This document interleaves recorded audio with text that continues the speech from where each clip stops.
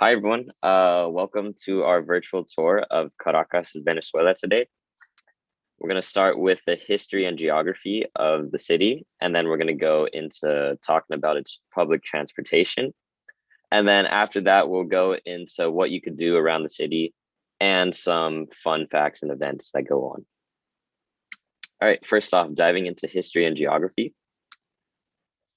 In 1557, a ranch was established in the region by Francisco Fajardo, the son of a Spanish captain and Indian chief's daughter. Although the ranches built in this town were soon destroyed, Diego de Losada refounded and resettled the city, eventually naming it Santiago León de Caracas. All right, in 1578, the city was composed of 24 squares centered on a plaza. The streets were straight and cobbled, and there were streams of water running throughout the hills in the city. The town council of Caracas gained increasing authority over Venezuela, and they soon established Caracas as the provincial capital. The city gradually emerged as a major urban center of Venezuela. All right, a little bit about the city's geography.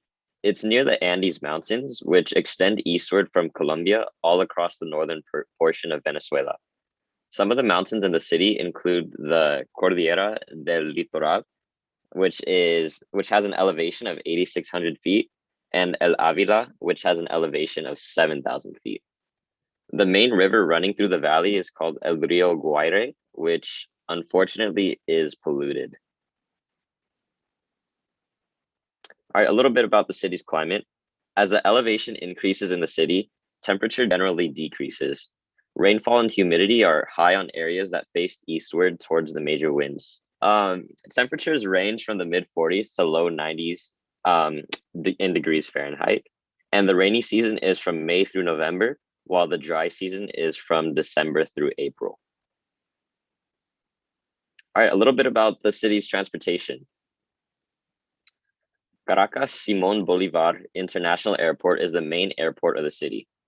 There's a lot of buses that are there to take passengers to Caracas from the national terminal. And there's a lot of local taxi operations stationed throughout the airport, such as Cooperativa, Taxi Explorer, Astrala, and these taxis can be pre-booked. There's also car rentals available at the airport, such as Avis, Budget, and Hertz. Exploring Caracas to see the variety of attractions scattered throughout the city is relatively easy. You can take the Metro de Caracas, which is clean, cheap, and efficient, and runs from really early in the morning. It has more than 45 stations and 5 functional lines. There's a connecting bus network connected to the metro called Metro Bus.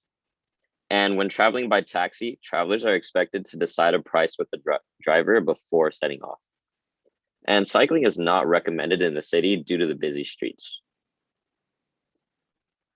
All right, moving on to the attractions, the fun part of the presentation. So the first one is the Capitolio Nacional. This site takes up a whole block and is decorated with gold domes. The building dates from the 1870s and is famous for the murals covering the dome of Salón Elíptico, which means oval hall. And the mural shows the Battle of Carabobo and the Wars of Independence. Next up on our list of attractions is El Atillo. El Atillo is a vibrant colonial village acquired by the city as it expanded, but continues to possess its small town charm. The central town square, called Plaza Bolivar, is well maintained, and the government provides bus trips throughout the narrow streets for sightseeing of the town's colonial architecture. Many visitors leave the city with handcrafted souvenirs from local artisan shops. Moving on to El Museo de Arte Contemporáneo. The museum contains a collection of 5,000 pieces from artists including Pablo Picasso, Claude Monet, Andy Warhol, and Francis Bacon. It was the first museum in Venezuela to have a unique art library specialized for children and adult learning. Entry is free for the permanent collection. So yeah, you could get into the museum for free. All right, moving on to El Centro San Ignacio. The Centro San Ignacio is a shopping mall, and it's also an office complex located in the Chacao area of Caracas. A few of the commercial levels of the mall contain commercial and local craft vendors, and it has over 300 stores. At night, the center attracts many locals and visitors who dance salsa to the melody of the drums. There's a lot of clubs and bars, so you're going to see a lot of people dancing salsa in this area. All right, and of course, we got to get to the food. Arepa reina pepiada is a famous arepa made in Venezuela. It's a combination of avocado, chicken, mayo, and peas. Pabellón criollo is a traditional dish consisting of black beans, white rice, and steak, cooked with tomatoes. Sometimes the dish is also served with fried plantains and white cheese, and it's pretty smart, but the reason why they put the plantains on is to prevent the food from slipping over the plate. All right.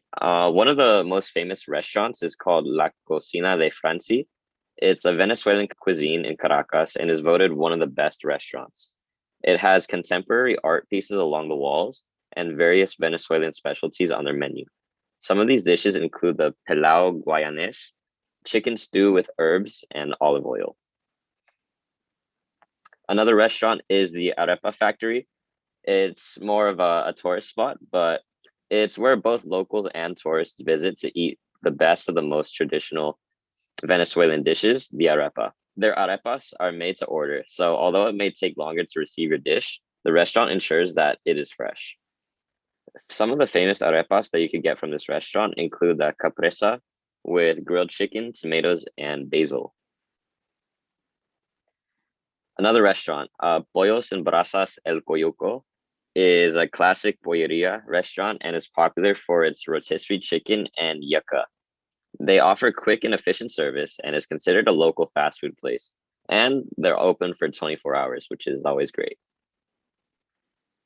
All right, last but not least, the events and fun facts about Caracas. El Día de los Enamorados. El Día de los Enamorados is Caracas's version of Valentine's Day, and it celebrates love and friendship. One can spend their time at the restaurant La Dulce Vida, which recently added pink tortellini with mascarpone and dried tomatoes to their menu in celebration of the holiday. People can also attend chocolatier teacher Paula Herrera's chocolate workshop. On this day, she prepares a mini chocolate sculpture workshop for attendees. Many locals also choose to have a picnic, watch movies, or go dancing on this holiday. Semana Santa. Semana Santa is a week-long holiday that occurs right before Easter, and many people living in Caracas spend their vacation with their friends and family. While many choose to leave the city and explore, others stay in town for the holidays and spend time barbecuing, dancing, and partying all night. Locals arranged massive parades involving colorfully dressed people. There are people dressed up as Jesus. Others carry statues of Jesus as they walk in the crowd. And they also eat coconuts, which is a traditional Easter food. All right, some fun facts about Caracas.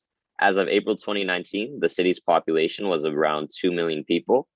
The highest point in Caracas is 1,400 meters above sea level, and the lowest point reaches 870 meters above sea level. And the city is considered one of the most important cultural, tourist, and economic centers of Latin America. Thank you so much for listening, everybody, and I hope you enjoyed the presentation.